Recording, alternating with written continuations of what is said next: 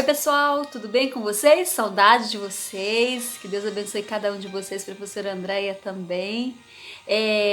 Eu vim falar um pouquinho sobre a teoria bioniana, né? Eu vou estar falando sobre um autor chamado Wilfred Bion. Eu particularmente já não tinha ouvido muito falar sobre ele não, na verdade não tinha ouvido ainda falar, né? Eu tinha ouvido falar sobre Melanie Klein, sobre Anna Freud, sobre Lacan, né, o Winnicke, mas realmente sobre ele eu não tinha ainda ouvido falar. Eu vou falar um pouquinho sobre a biografia dele para a gente poder até entender um pouco das decisões, das escolhas dele posterior relacionada à psicanálise, né? Porque tem muito a ver. Então, Bion, né? Ele nasceu na Índia. Os pais eles eram britânicos. Aos 8 anos de idade, então ele voltou para a Inglaterra com os pais. Depois desse tempo, ele foi deixado em um internato e ali então na história da sua biografia, mostra um certo sofrimento daquele garoto que se destacava-se na sala de aula pela sua inteligência. No entanto, ele sofria pela ausência da mãe, que ele já achava a mãe muito calada e em alguns momentos muito explosiva. Então ele ficou 3 anos sem ver os pais, e quando ele foi rever a sua mãe, ele já estava com 12 anos de idade. E depois ele continuou seus estudos, participou da Primeira Guerra Mundial, se alistou no exército, e ele se formou, fez faculdade então de filosofia, de teologia, de história, e então ele se casou, e no parto da filha dele, a esposa morreu. Então ele não conseguiu lidar muito com a situação e não teve uma boa relação com a filha, e quando foi, então a gente já percebe, não teve uma boa relação com a mãe, não teve uma boa relação com a filha. Então quando ele se deparou com as obras de Freud, ele ficou encantado com as obras de Freud, né? E começou a estudar muito, e aí então ele decidiu fazer medicina. Quando ele fez medicina, ele conheceu Melanie Klein, né? E ela contribuiu muito, muito mesmo com a teoria de Bion. Então, depois ele casou novamente, né, com uma atriz muito famosa na época, e teve um casal de filhos.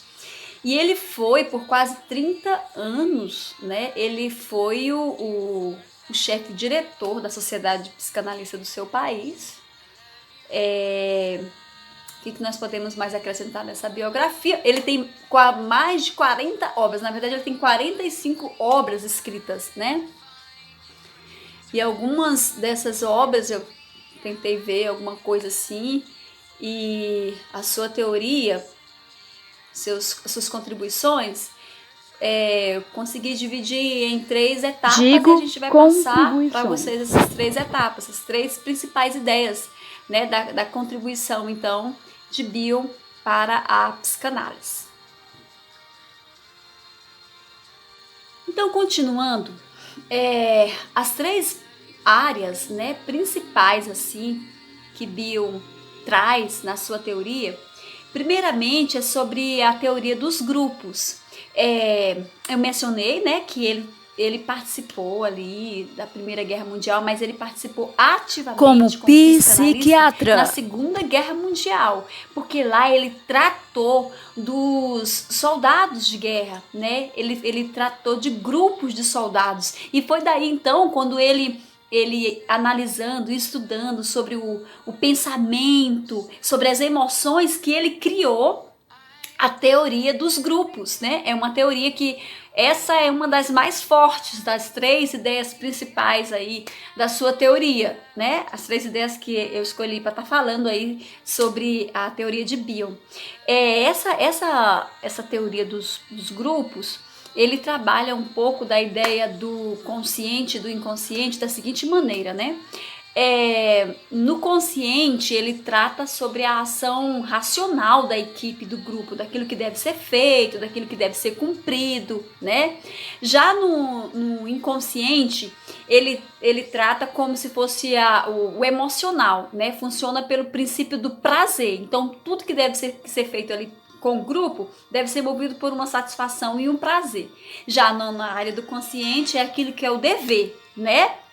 Vai ter que se cumprir dessa forma. Então, vamos, se tiver que sacrificar, né, o tempo, sacrificar os prazeres ali, as brincadeiras, vamos ter que fazer, né? Então, ele dividiu isso aí para trabalhar, então, a questão da teoria dos grupos. Tem um outro detalhe também interessante que eu vou estar passando para vocês agora sobre essa questão da teoria aí dos grupos. Olha só, nessa teoria do grupo, ele faz uma comparação da abordagem dele, do principal objetivo dele, como uma moeda. Na moeda, um lado da moeda, né, ele trabalha totalmente o indivíduo que faz parte daquele grupo, né? As emoções, né, o seu valor, suas potencialidades, mostrando para aquele indivíduo que ele tem muitas qualidades e potencialidades, mas mostrando para aquele indivíduo também que ele tem limitações, né? E que ele tem algumas coisas que ele não vai dar conta de fazer e que o outro vai dar conta de fazer muito bem. O outro lado da moeda seria o todo, né? O todo, todos os participantes daquele grupo, tá? Um lado ele trabalha o indivíduo, outro lado os participantes do grupo, sempre enfatizando que a força do grupo está na união, né? E somos um, né? Então, partindo dessa ideia, ele falou que o grupo, né, deve ter um objetivo em comum, reconhecer os pontos fortes e fracos de cada componente e também os membros ter uma certa liberdade para expor suas opiniões, trabalhar os descontentamentos, descontidos, né? E a gente vai entender que essa é uma das ideias principais da teoria dele, que a gente vai estar falando daqui a pouco. O que é então esse descontido? O que é uma pessoa descontida? Daqui a pouco a gente vai estar trabalhando um pouquinho sobre isso aí, tá? Ele trabalha também a questão da mentalidade do grupo, né? A gente já falou. E nós vamos agora abordar um pouquinho sobre os tipos de comportamento no grupo também. Olha só, Bill aborda que nos grupos existe 3 tipos de padrão de comportamento. O primeiro grupo seria o grupo de dependência, né? Essa dependência é onde ele vê o líder comum, aquele que vai estar ali trazendo uma certa inspiração, um líder que inspira, um líder que motiva, né? Um líder que faz acontecer. É dependência nesse sentido. E o acasalamento é que em todo grupo existe 2 pessoas ou 3 pessoas que elas se gostam mais. E o que isso pode trazer para os demais do grupo? Não, parece que tem uma panelinha dentro de um grupo. Super normal. Em cada grupo que nós estamos, sempre tem pessoas que às vezes a gente tem mais afinidade, outras não. Respeitar as diferenças, né? Uma outra ideia também que ele traz, né? Primeiro é a dependência, o acasalamento, e o outro é feito fuga. Como lidar quando o grupo, quando aquela equipe de trabalho, né, tem alguma situação que você está desagradando? Então, a tendência de algum componente é querer desapegar, fugir, não pertencer mais àquele grupo, né? Diante de toda situação difícil, geralmente as pessoas elas se comportam assim, ou elas atacam, ou elas fogem, ou elas fingem de morta. Qual é a situação mais coerente? Depende do caso, depende da situação. Vai ter momento que ele vai ter que atacar, vai ter momento que ele vai ter que se fingir de morto, e vai ter momento que ele vai ter que fugir, né? Essas são as ideias, né, em relação a grupos. Houve uma grande contribuição de Bill nesse sentido, inclusive ele esteve no Brasil nos anos 70 e ele esteve por 4 vezes aqui no Brasil, né? Então, uma da forte linha de Bill é sobre essa questão de trabalhar em grupo, né? Trabalhar a questão das emoções também, ele trabalha muito isso, né? E a outra questão que nós vamos estar mostrando para vocês agora é bem interessante, tem a ver com o pensamento, tem a ver também um pouco com o inconsciente, né? E seria o continente e o contido. O que é isso, Yolanda? Bem, eu peguei um exemplo aqui, um copo com água, né? Onde nós podemos chamar o copo de continente e a água de contido.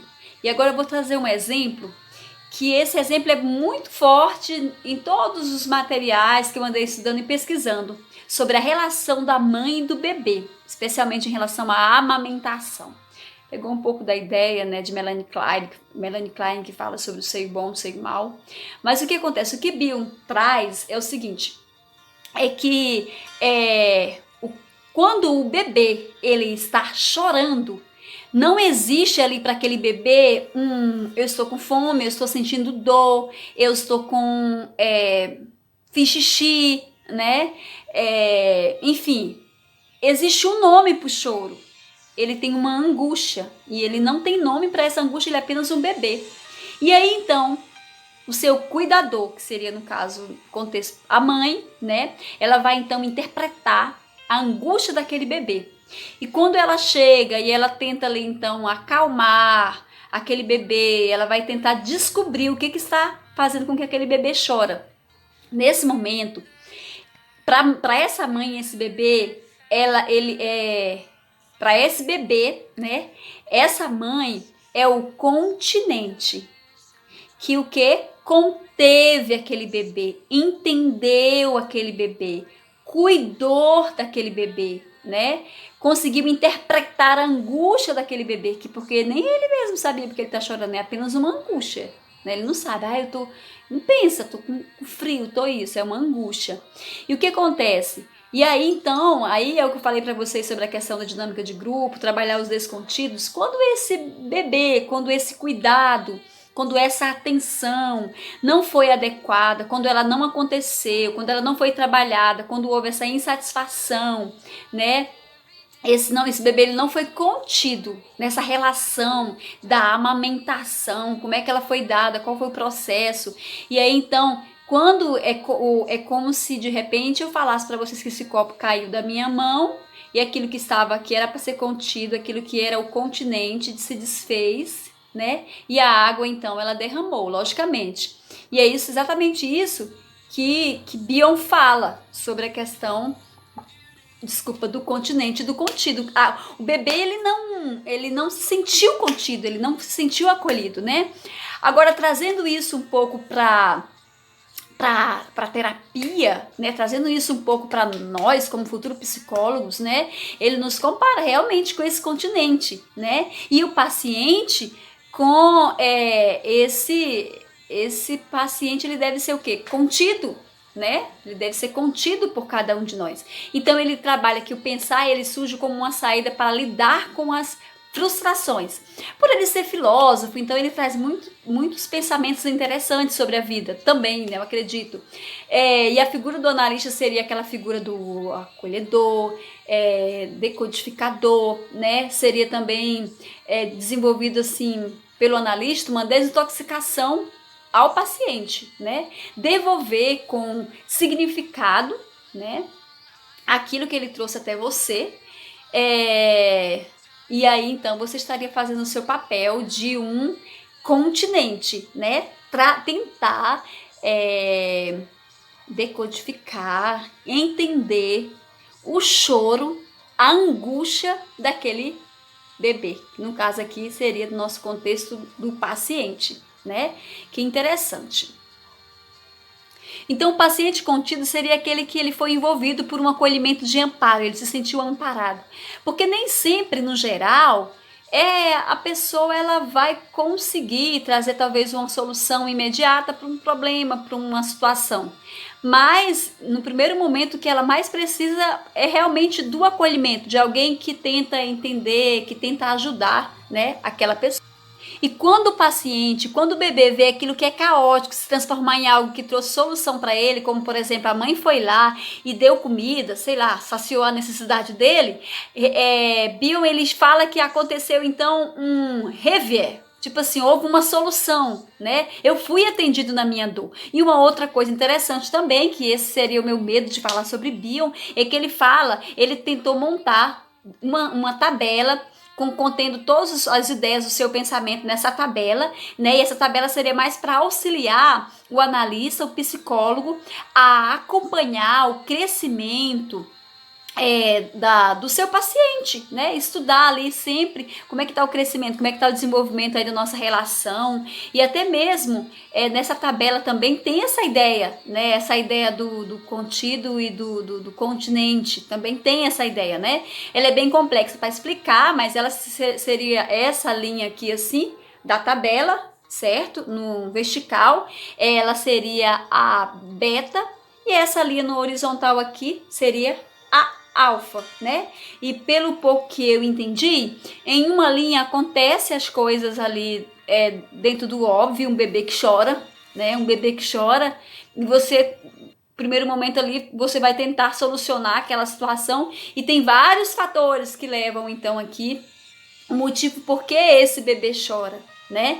E aí no momento em que você dá a solução para esse problema, que até então é um problema, porque há uma angústia para ser resolvida, já não está mais nem na linha beta, nem na linha alfa.